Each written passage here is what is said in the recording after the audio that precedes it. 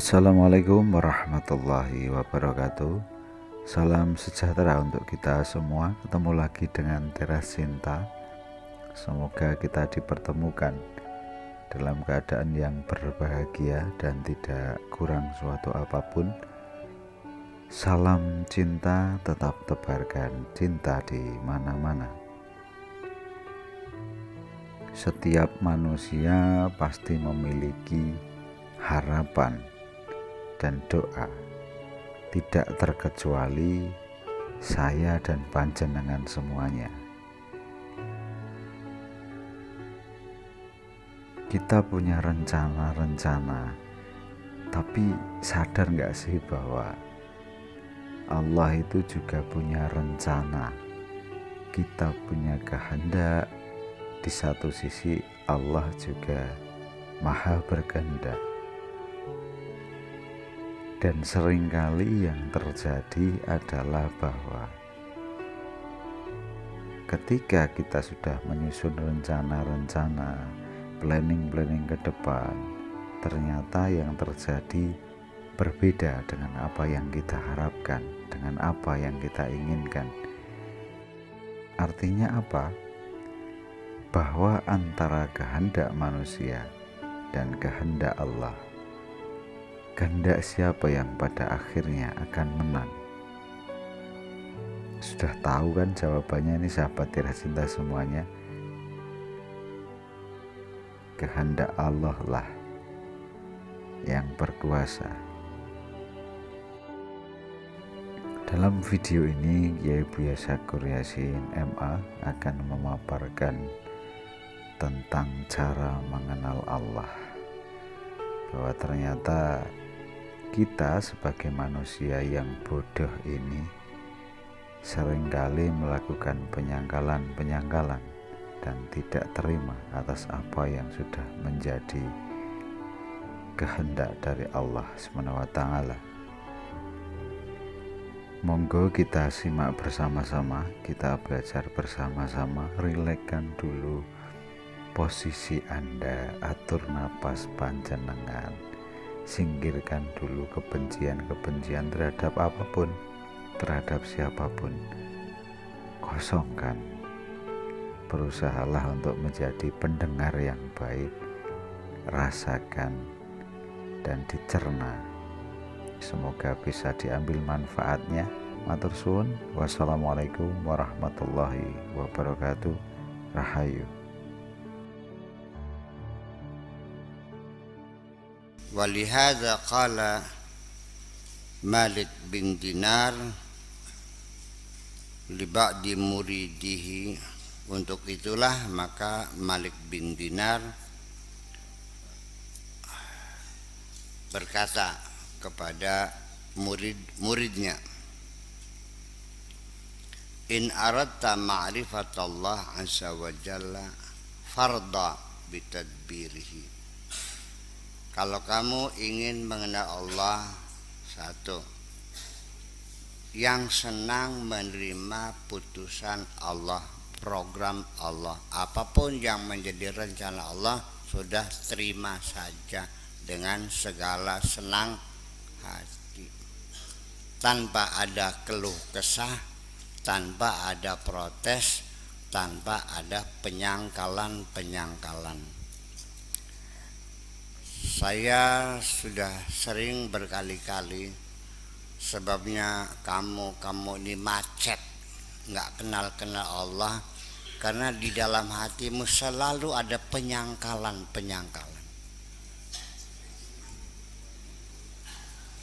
Kenapa harus terjadi demikian? Mengapa tidak seperti itu saja? Kenapa yang aku inginkan tidak terjadi? Kenapa terlalu lama datangnya jawaban ini? Itu namanya penyangkalan. Seharusnya tidak terjadi demikian. Yang jadi Tuhan siapa?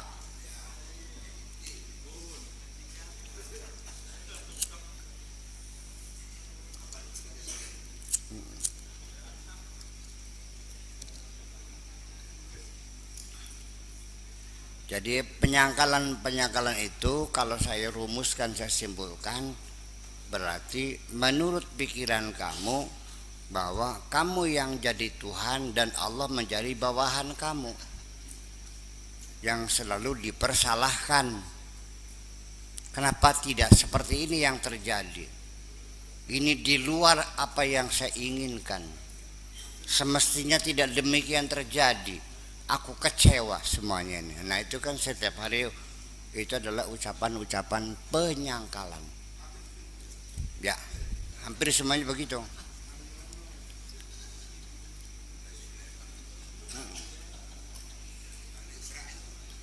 Iya.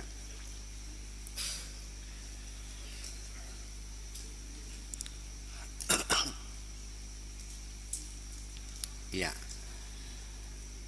Artinya bahwa menyangkal itu kan artinya tidak suka. Kenapa harus demikian? Tidak menerimakan segala keputusan Allah. Ya. Farda bitadbirihi wa taqdirihi. Dengan segala rencana Allah dan putusan Allah, programnya, pelaksanaannya, Allah yang ngatur semuanya. Kamu tinggal siap melaksanakan itu. Di situ terjadi penyangkalan. Kalaupun kamu mau menjalaninya tapi dengan keberatan hati, ya, terpaksa. Kalau bisa mengelak, kamu mengelak kok.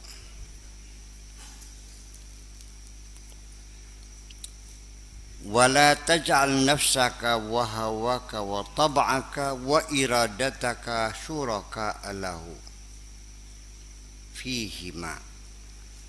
Oleh karena itu jangan sekali-kali kamu jadikan nafsumu, hawamu, tabiatmu, kehendakmu sebagai sekutu-sekutu Tuhanmu.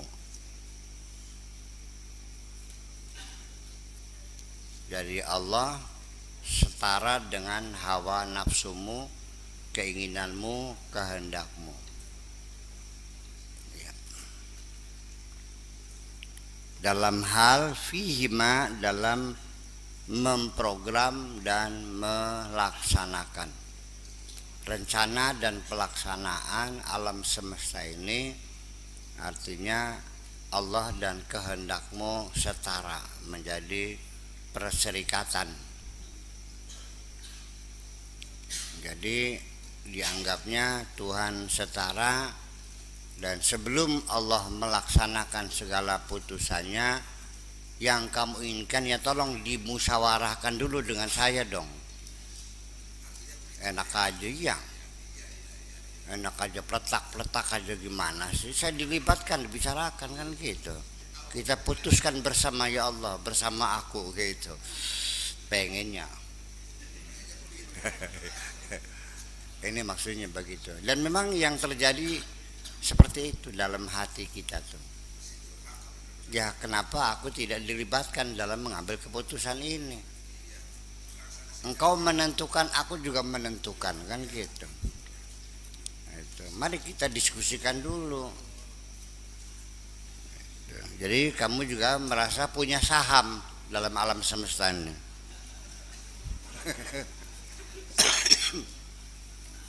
Syuraka kan syarikat kan perusahaan PT kan gitu. Syirka itu perusahaan, artinya PT. Jadi kamu punya saham berapa, Allah punya saham berapa. Kamu termasuk punya dividen juga dari PT itu. Iya, jadi berdasarkan keputusan bersama rapat apa namanya, komisaris. Pengennya gitu.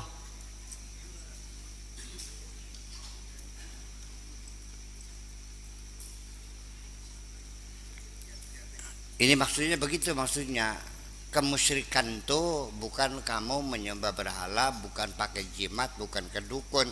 Jadi kamunya sendiri itu setara dengan Tuhan, sehingga keputusan apapun harus dibicarakan dengan kamu, kan gitu. Mau tsunami di Banten, ya ini saya dibicarakan dulu dengan saya dong, sepakat ke saya kan gitu. Nah ini kan gawat.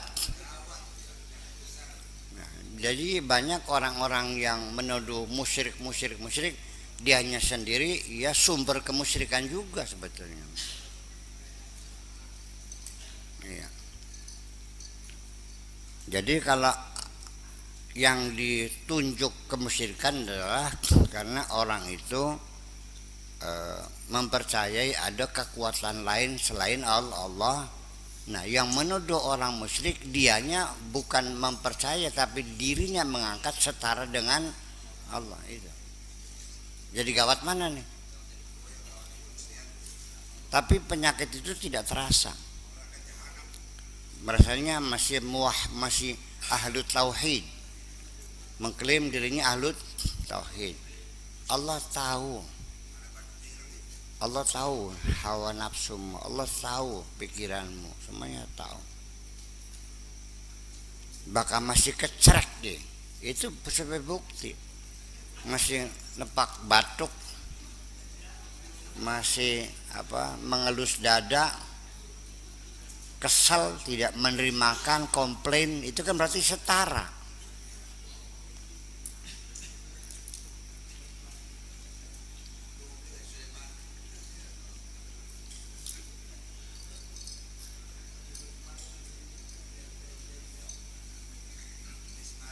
Saya mengambil keputusan pengajian malam Senin diganti menjadi malam Minggu.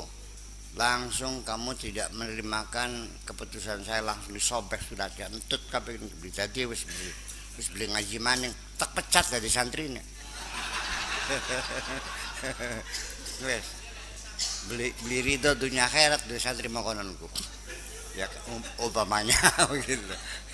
Ya kan seperti itu terjadi. Iya, jadi kelakuan seperti itu yang begitu dahsyatnya kadang-kadang kita tidak merasakan. Dikiranya wajar-wajar saja. Begini,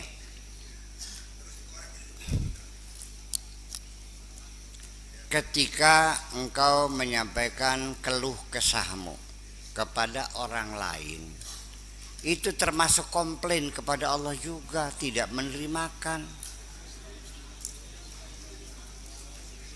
Kata Nabi, man basa faqad syaka. Orang yang menyebarluaskan penderitaannya, kesulitannya, keluh kesahnya kepada orang lain, itu sama dengan komplain kepada Allah.